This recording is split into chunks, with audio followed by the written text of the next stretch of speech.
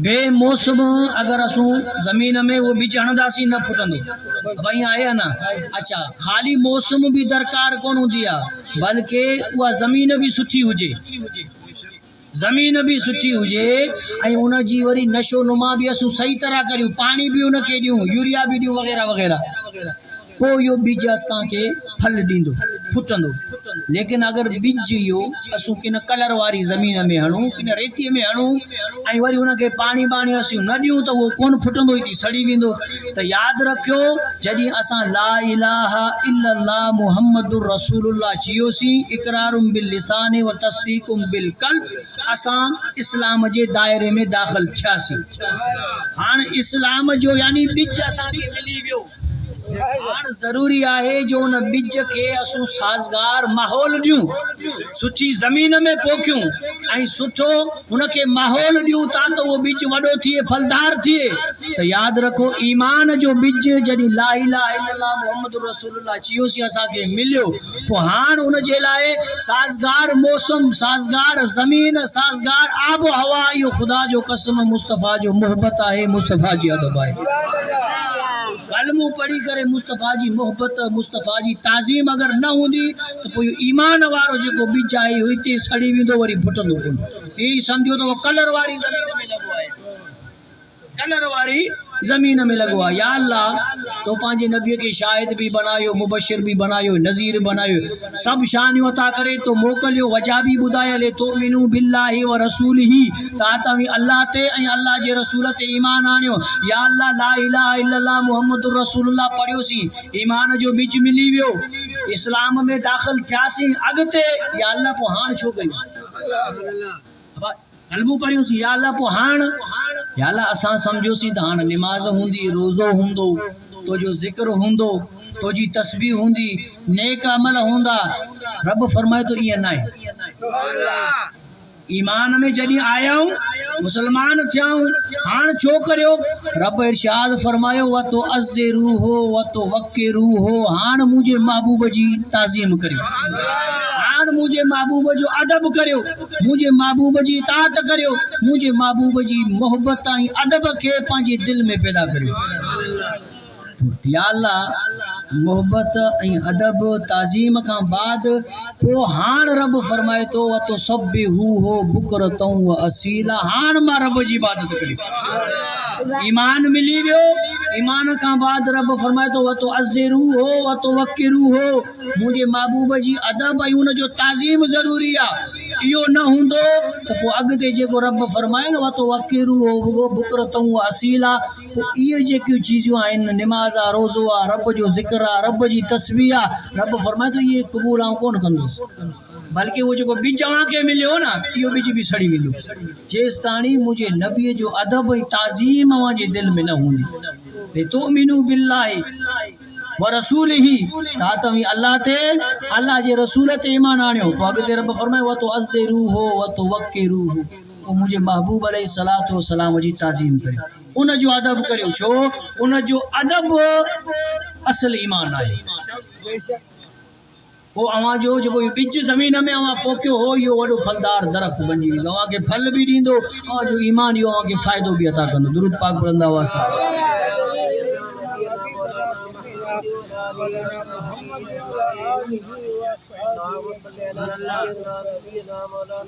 तो नबी पाक अलैहिस्सलातु वस्सलाम फरमायो पंहिंजे बच्चन खे टे चीज़ूं सेखारियो, पंहिंजे औलादन खे टे चीज़ूं सेखारियो। या रसूल अल्लाह कहिड़ी चीज़, रब अल्लाह जे नबी फरमायो उनखे क़ुरान जी तालीम ॾियो, क़ुरान उनखे पढ़ायो। या रसूल अल्लाह उन खां बाद अल्लाह जे नबी फरमायो हुब्बु नबीयकुम, पंहिंजे नबीअ जी मोहबत सेखारियो, पंहिंजे नबीअ जी मोहबत, पंहिंजे नबीअ जो अदब ऐं ताज़ीम सेखारियो। या रसूल अल्लाह टी कहिड़ी चीज़ आहे, अल्लाह जे नबी फरमायो मुंहिंजी अहले बैत सां मोहबत करणु उनखे सेखारियो।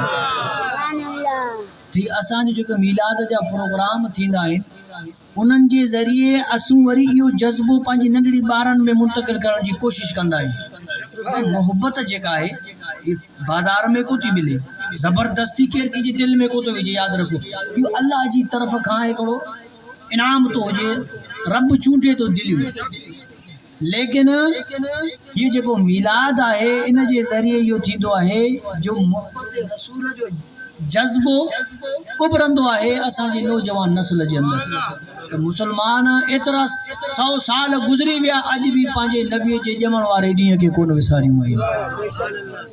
अब ॾिसो अगर किथे ॿार पैदा थींदो आहे घर में तो पो उहे जेके घर वारा हूंदा आहिनि उहे ख़ुशि थींदा आहिनि या न थींदा आहिनि। मसलन हिकिड़ो ॿार अगर वरायाणी में पैदा थिए त ॿेले वारा ख़ुशि कोन थींदा न, छो उन ॿार जो ताल्लुक न आहे ॿेले वारनि सां। हाँ हिते वारा ख़ुशि थींदा, वजह छो आहे उन ॿार जो ताल्लुक आहे। त यादि रखो इहो नबी अल्लाह ताला असां ॾे मोकिलियो, असांखे ख़ुशि थियणु खपे या न। जेतिरो भी अल्लाह रब्बुल आलमीन जो शुक्र अदा करियूं वो घट आहे।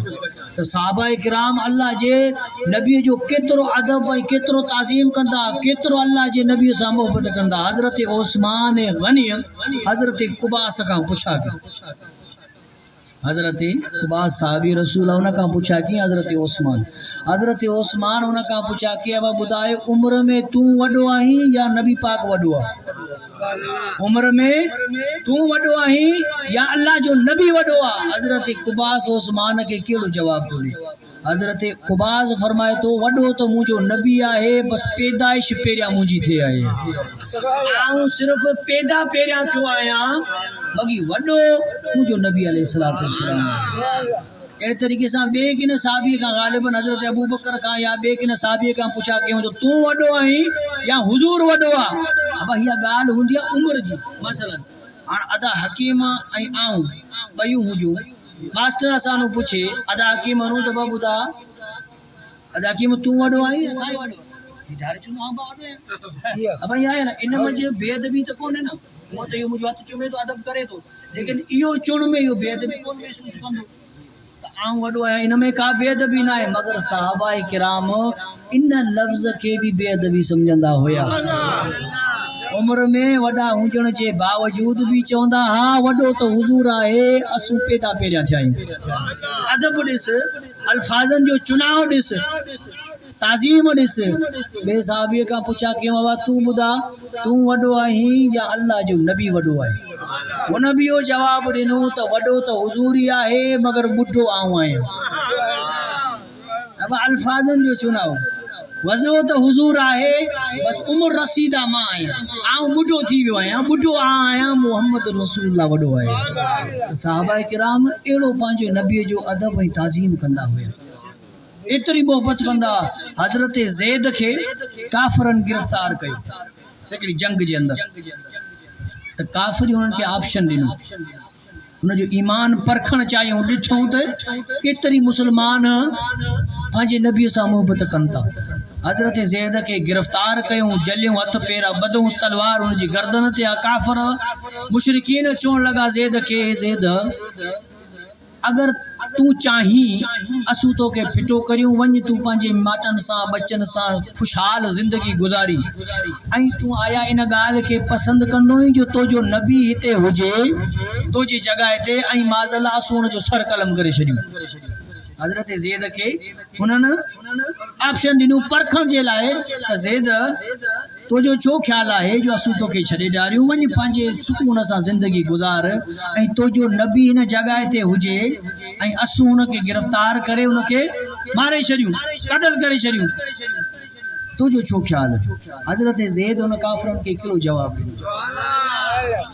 हज़रत ज़ैद फरमान लॻो आहे, हे काफ़िरो, हे बदबख्तो, अव्हां खे अञा असांजे ईमान जी ख़बर न आहे, असांजी मोहब्बत जी ख़बर न आहे त असां पंहिंजे नबीअ सां केतिरी मोहब्बत करे रहिया आहियूं। हे बदबख्तो, अवी मूंखे इहो ऑप्शन ॾियो था, मुंहिंजे ईमान जो इम्तिहान वठणु चाहियो था, अवी ईअं चओ था त आउं वञा पंहिंजे सुकून सां ज़िंदगी गुज़ारियां, ऐं मुंहिंजे जॻह ते मुंहिंजो नबी हुजे, मां माज़ अल्लाह मी उनके कत्ल करे छडियो। ए बदबख्तो, ए काफिरो, अवां तो या एकड़ी वडी गाल कया, मगर मां ज़ैद का पुछो तो मां ज़ैद जे दिल में पांजे नबी जी केतरी मोहब्बत आ। ए बदबख्तो, अवां तो या वडी गाल कया, मां ज़ैद का पुछो, मां तो असू तो साहबा इं चाहींदा आहियूं, इं चुंदा आहियूं तो असांजे नबी जे पेरे में एकड़ो कंडो भी न लगे, एकड़ो कंडो भी न लगे। असू तो इं चवंदा आहियूं, मां ज़ैद इं चवंदो आहियां, अवी तो या वडी गाल करियो था तो माज़ल्ला उनके कत्ल करे छडियो, या तो वडी अवां गाल कया। हज़रत ज़ैद चवण लगो आ, या हिकड़ी जान आ, अगर 100 जानियूं हुजन त भी उन मोहम्मद जे नाले ता कुर्बान करे छडियूं। या हिकड़ी जान आ, 100 जानियूं हुजन त भी मोहम्मद जे नाले ता कुर्बान थी वञा। अवां खे तलवार हलाइणी आ, मूंखे मारणो आ, हेरे ई शहीद करे छडियो, मुंहिंजे नबीअ जो नालो न वठो, नबीअ जो नालो न वठो। असूं पंहिंजे नबीअ ते कुछ भी कोन सहंदा आहियूं, कुछ भी न सहंदा आहियूं। एतिरी पंहिंजे नबीअ सां सहाबा किराम मोहब्बत कंदा। उहा ॻाल्हि ॿुधी हूंदी हज़रत उमर रज़ी अल्लाह ताला अन्हु, हुज़ूर अलैहि सलातो व सलाम जो हथ हज़रत उमर जे हथ में आहे, वञनि पिया। अल्लाह जे नबीअ के हज़रत उमर चवण लॻो, या रसूल अल्लाह, कायनात जे अंदर आऊं सभिनी खां ज़्यादा मुंहिंजा नबी तोसां मोहब्बत करे रहियो आहियां। मुंहिंजा औलाद, मुंहिंजा मिट माइट, रिश्तेदार, मालो दौलत सब पोइ ते, या रसूल अल्लाह मूंखे तूं वॾो महबूब आहीं सिवाय पंहिंजी जान जे। मुंहिंजी जान के छॾे करे या रसूल अल्लाह ॿियो जेको भी मूंसां रिलेटेड चीज़ियूं आहिनि इहे सभु पोइ ते, मुंहिंजी जान पहिरीं नंबर ते, उन खां बाद सभिनी खां या रसूल अल्लाह आऊं तोसां मोहब्बत करे रहियो आहियां। अल्लाह जे नबी फरमायो, ए उमर, अञा तूं ईमान जे उन मक़ाम ते न पुगो आहीं। ए उमर, अञा तुझो ईमान कामिल न आहे। हज़रत उमर फरमाए तो, हुजूर जे न फरमान जी देर हुई।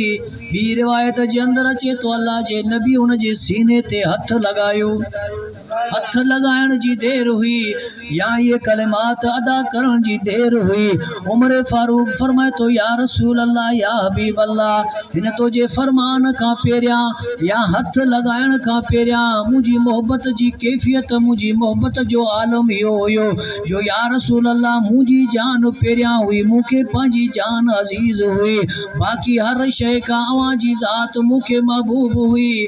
मगर या रसूल अल्लाह हाण मुझे दिल जी दुनिया बदल जी वही आ।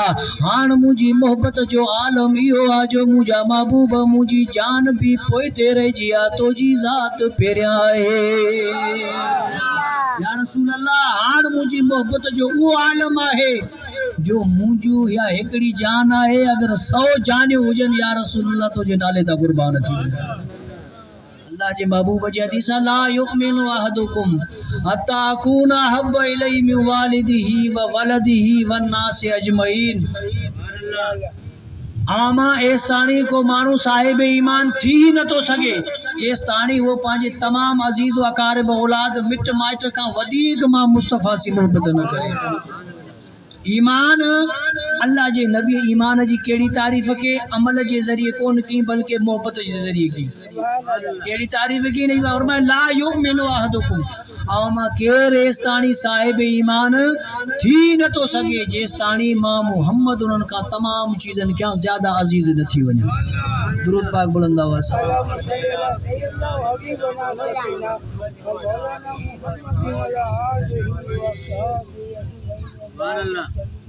अल्लाहुम्मा सल्ली अला सय्यदना व मौलाना मुहम्मद व आलिहि व अस्हाबिहि अजमईन। खुतबा हज्जतुल वदा, 1.25 लाख सहाबा जो इज्तिमा है, इराम प्यार बदा है, हज करे रहा है।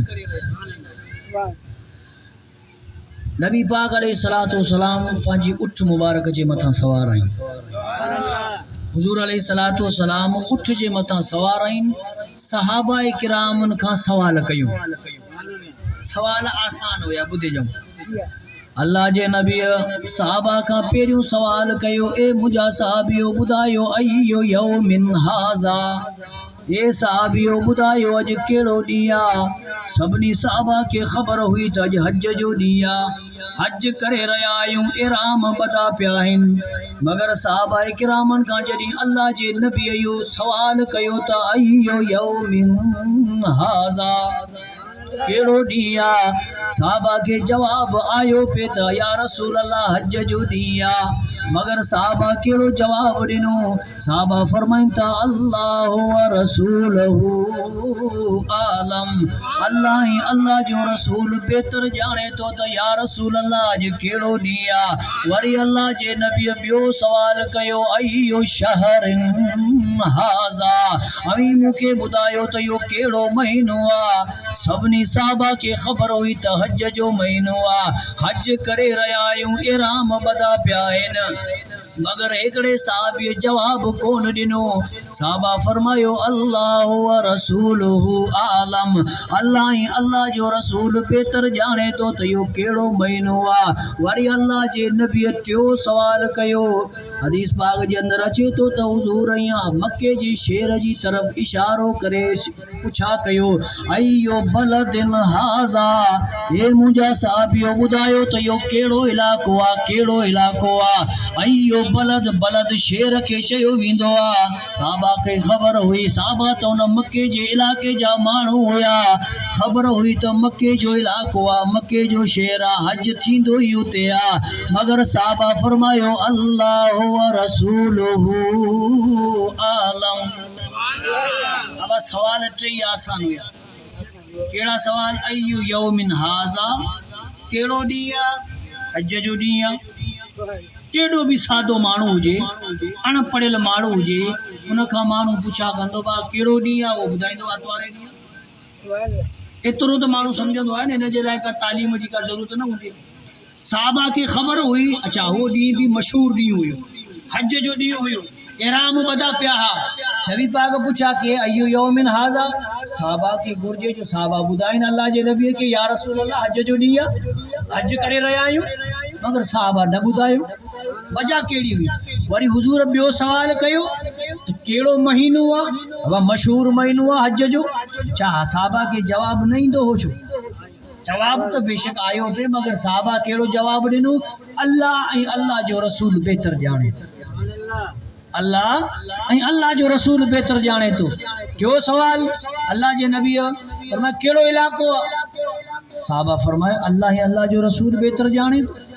टे आसान सवाल हुया, टिन्हनि जा जवाब आया पे, मगर इन जे बावजूद भी साहबा फरमायो अल्लाह ऐं अल्लाह जो रसूल बेहतर ॼाणे। वो बाज़ ताबईन मजा इन ताबे साहबा खां पुछा ॿी हदीस इहा त हुजूर अलैहिस्सलातु वस्सलाम जॾहिं अवां खां इहे सवाल कया हा त केड़ो शहर आहे, केड़ो ॾींहुं आहे, केड़ो महीनो आहे, इहे सवाल आसान हुया, अवां खे जवाब इन जा आया पे, मगर अचण जे बावजूद भी अवां जवाब हुजूर खे छो न ॾिना? ताबईन मजा साहबा खां पुछा कयूं। साहबा फरमायो असांखे जवाब त सवालनि जा आया पे, मगर असांखे इहा ख़बर न हुई त हुजूर जी मनशा ऐं हुजूर जी मर्ज़ी कहिड़ी आहे। हुजूर अलाए छेड़ी ॻाल्हि असां खां पुछा करे रहियो आहे, अलाए हुजूर जी नियत कहिड़ी आहे, हुजूर जी मर्ज़ी कहिड़ी आहे। साहबा फरमाइनि था असूं अगरि चयूं त इहो हज जो महीनो आहे, हुजूर फरमाए त हज जो महीनो न आहे। साहबा फरमाइनि था ख़ुदा जो कसम आहे हुन महीने जो नालो ई मटिजी वञे हा। छो? वजह कहिड़ी आहे? वजह इहा हुई हुजूर अलैहिस्सलातु वस्सलाम जे ज़बान खां अगरि को लफ़्ज़ निकिरंदो आहे उहा शरीयत बणिजी वेंदी आहे। साहबा फरमाइनि था हुजूर जे सवालनि जा जवाब असांखे आया थे, मगर हुजूर जी मनशा ऐं मर्ज़ी असांखे न पे आई, इन जो असां लिहाज़ रखियोसीं, असां अदब कयोसीं, इन जे करे असां ख़ामोश रहियासीं। हुजूर अलैहिस्सलातु वस्सलाम खे असां जवाब न ॾिनासीं। साहबा किराम एतिरो पंहिंजे नबीअ जो अदब ऐं ताज़ीम करे रहिया हुआ। दुरूद पाक पढ़ंदा हुआ। अल्लाहुम्मा सल्ली अला सय्यदना व मौलाना मुहम्मद व अला आलिहि व असहाबिहि अजमईन। तो मुंहिंजा अज़ीज़ दोस्तों पैगाम ही आहे, अल्लाह रे नबीअ जो मोहब्बत अल्लाह जे नबी जो अदब ऐं अल्लाह जे नबी जो ताज़म तो ही असांजे मथां लाज़िम आहे। हुज़ूर अलैहिस्सलातु वस्सलाम जी अगर मोहब्बत ऐं ताज़ीम हूंदी त असांजा टूटा फूटा जेके थोड़ा अमल आहिनि उहे बि अल्लाह रब्बुल आलमीन क़बूल फरमाईंदो। अगर हुज़ूर अलैहिस्सलातु वस्सलाम जी मोहब्बत ऐं ताज़ीम दिल मां निकिरी वियो पोइ अमल भले केतिरा बि करी अल्लाह रब्बुल आलमीन वटि इहे क़ाबिल क़बूल न आहे।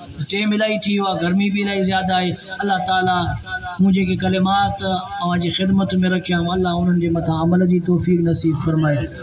कुल फातिहा पढ़ो मुर्मनत वारो।